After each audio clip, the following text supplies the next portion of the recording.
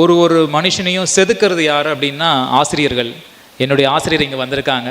நான் மகரிஷி வித்யா மந்திர் ஸ்கூலில் வந்து 2000 முடித்தேன்.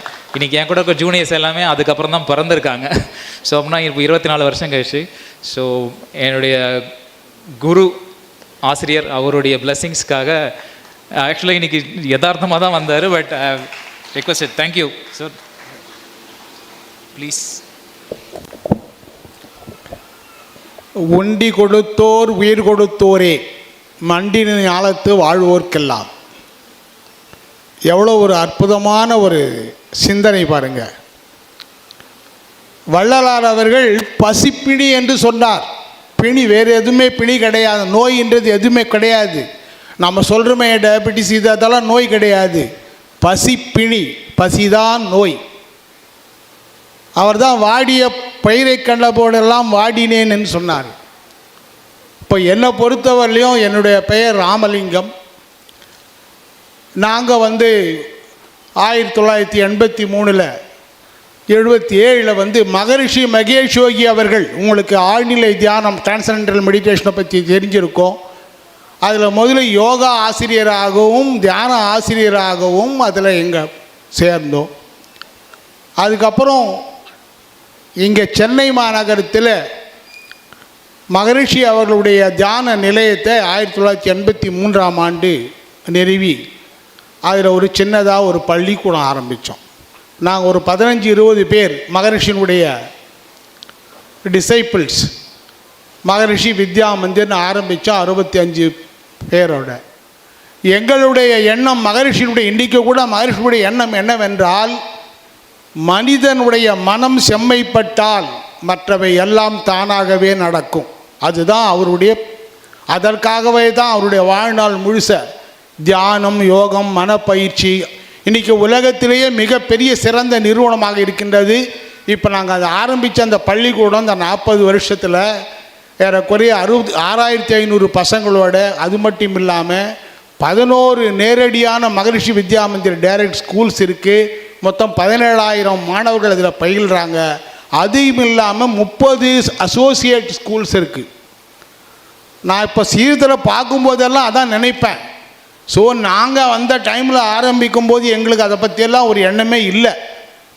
இந்த மாதிரியெல்லாம் வளரக்கூடிய வாய்ப்பு இருக்குது, இந்த மாதிரி ஒரு சர்வீஸ், சோஷியல் சர்வீஸ் பண்ணக்கூடிய வாய்ப்பு இருக்குதுன்னு சொல்லிட்டு, இப்படி இருக்கக்கூடிய இந்த பள்ளியில் நம்ம ஸ்ரீதர் சொல்ல போல் இந்த நாங்களும் இந்த ஆர்ஃபனேஜஸ்க்கெல்லாம் மாணவர்களை கூட்டும் போவோம். வருஷத்தில் 3 முறை 4 முறை கூட்டும் போவோம். இந்த ட்ரைபல் சொசைட்டி, அதுக்கப்புறம் இந்த ஓல்டேஜ் ஹெல்பேஜ் இந்தியா, இவங்க எல்லாம் வருவாங்க. அவங்களுக்கும் நாங்கள் பள்ளிகள் மூலமாக நிச்சயமாக உதவிகள் செய்திருக்கிறோம். அது மட்டும் இல்லாமல் இப்போ இருக்கக்கூடிய, நீங்கள் சொல்கிறீங்களே அந்த ஆர்ஃபனேஜ் அண்ட் ஓல்டேஜ் ஹோம்ஸ்ன்னு சொல்லிட்டு, எனக்கு 20 வருடத்துக்கு முன்னால் தான் அந்த ஆர்ஃபனேஜவே நான் போய் பார்க்க வேண்டிய ஒரு வாய்ப்பு இருந்தது.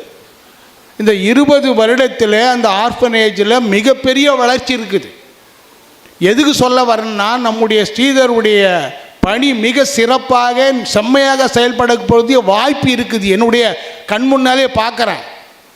எங்கள் வீட்டு பக்கத்துலேயே ராமலிங்க நற்பணி மன்றம்னு வச்சுருக்காங்க. அவங்க 3 வேளையும் கஞ்சி, காலையில் கஞ்சி ஊற்றுவாங்க, மத்தியானம் சாப்பாடு போடுவாங்க, நைட் சாப்பாடு போடுவாங்க. ஒரு 5-10 வருஷத்துக்கு முன்னாலே அவங்களுக்கு நீங்கள் செய்கிறீங்களா, நீங்கள் செய்கிறீங்களா, நீங்கள் செய்கிறீங்களான்னு கேட்பாங்க. என்றைக்கு பார்த்தீங்கன்னா ஒரு நாளைக்கு 4-5 பேர் செய்கிறதுக்கு ரெடியாக இருக்கிறாங்க. ஸோ இந்த முயற்சி மிக சிறப்பான முயற்சி. இன்றைக்கி மக்கள்கிட்ட அந்த விழிப்புணர்வு இருக்குது. அவங்களுக்கு உணவு அளிக்கணும். ரொம்ப ரொம்ப ஒரு எளிமையான விஷயம். அவர் என்கிட்ட வந்தவுடனே சொன்னார், நம்ம பள்ளி மூலமாக போனால் நல்லாயிருக்கும். ரொம்ப நல்லது, நீங்கள் பள்ளிக்கு வா. நீங்கள் நம்முடைய இதுக்கு மட்டுமே இல்லை, இதுக்கு முன்னாலேயே அவர் வேறு நிறைய ஒரு ப்ரோக்ராமோட இன்டெகிரிட்டி கிளப்பெல்லாம் வச்சுருந்தார். அதுக்காக எங்கள் பள்ளியில் வகுப்பெல்லாம் எடுத்துகிட்டு இருந்தார். ஸோ பள்ளிகளில் நிச்சயமாக பண்ண முடியும். அவர் சார் சொன்னது ரொம்ப முக்கியமான விஷயம். பள்ளிகளுடைய ஆசிரியர்களோ அவங்களே விட அங்கே படித்த மாணவர்கள் அங்கே போய் நின்று, அலுமினி மாதிரி போய் நின்று, அவங்க பெற்றோர்கள் அங்கே போய் இருந்து இதை நீங்கள் செயல்படுத்தினா நல்லா இருக்கும்னு சொல்லிட்டு, அதனால் இந்த மிக சிறப்பான ஒரு வழி இது. நிச்சயமாக எல்லோருக்கும் உணவு கிடைக்கக்கூடிய ஒரு வழி இருக்கின்றது. எல்லோருக்கும் உதவி செய்யக்கூடிய வாய்ப்பையும் தேடி கொடுக்குறாங்க. இது அதான் முக்கியம். பணம் கையில் இருக்குது, அது எப்படி செலவு பண்ணுறது தெரியாது, இது என்ன செய்ய முடியுன்றாலும் நிறைய பேர் இருக்காங்க இன்றைக்கி நாட்டில்.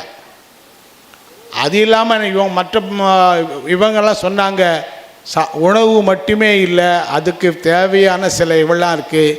அவங்களுக்கு ஆறுதல், அந்த ஆறுதல் அவங்க மனக்கவலை மன சந்தோஷத்தெல்லாம் போக்கக்கூடிய ஒரு வழி நம்மக்கிட்ட இருக்குது. இந்த தியானம் இருக்குது. அது எங்கள் ஆர்கனைசேஷன் மூலமாக நான் நிச்சயமாக அந்த எல்லா ஆர்ஃபனேஜுக்கும் சொல்லிக் கொடுக்கக்கூடிய வழிகளை ஏற்படுத்துவோம். இந்த உலகத்திலேயே அமைதியை ஏற்படுத்துவோம். அமைதி, ஆனந்தம், மூணே விஷயந்தான். மைத்ரி, யார் மைத்ரின்றதுன்னு அர்த்தம். அது ஒரு சூத்திரம். பதஞ்சலி யோக சூத்திரத்திலே முதல் சூத்திரம் மைத்ரி. அந்த மைத்ரி தான் உலகத்தை கட்டி போட்டிருக்குது. மைத்ரி என்ன? நட்பு. அடுத்தது கருணா, கருணை. நட்பு இருந்தால் கருணை வரும், கருணை இருந்தால் சந்தோஷம் வரும்.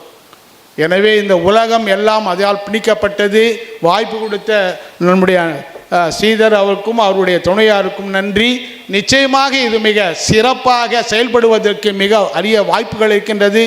வந்திருக்கின்ற உண்மையிலே எல்லா இளைஞர்களையும் பார்க்கும்போது எனக்கு மிகப்பெரிய ஆற்றலும் ஒரு அறிவும் இந்த நாட்டிற்கு இருக்கின்றது. ஏன்னா வள்ளுவர் சொல்கிறார், தம்மின் தம் மக்கள் அறிவுடைமை மாநிலத்தும் மைனூருக்கெல்லாம் இனிதுன்றார். கண்டிப்பாக உன்னை விட உங்கள் பையன் நல்லா மிக சிறப்பாகத்தான் வருவான், செம்மையாகத்தான் வருவான். இந்த நாடு விளங்கும், மிக சிறப்பாக இருக்கும், சீர்படும், எல்லாமே நடக்கும். அதுதான் நடக்கின்றது. அதான் மகரிஷி சொல்கிறாரு, bring heaven on earth. Heaven என்றது எங்கேயுமே இல்லை. மகரிஷி ஆணித்தனமாக சொல்கிறாரு, எவன் என்பது எங்கும் இல்லை. இந்த உலகத்தையே, நாம் வாழ்கின்ற பூமியே அந்த சொர்க்கமாக மாற்ற வேண்டும். அது மாற்றக்கூடிய ஆற்றல் நமக்கு இருக்கின்றது, வழி இருக்கின்றது, வாய்ப்பு இருக்கின்றது, அது முடியும், அது நடந்து கொண்டிருக்கின்றது என்று சொல்கின்றார்கள். எனவே வாய்ப்பளித்த நன்றி. தேங்க்யூ.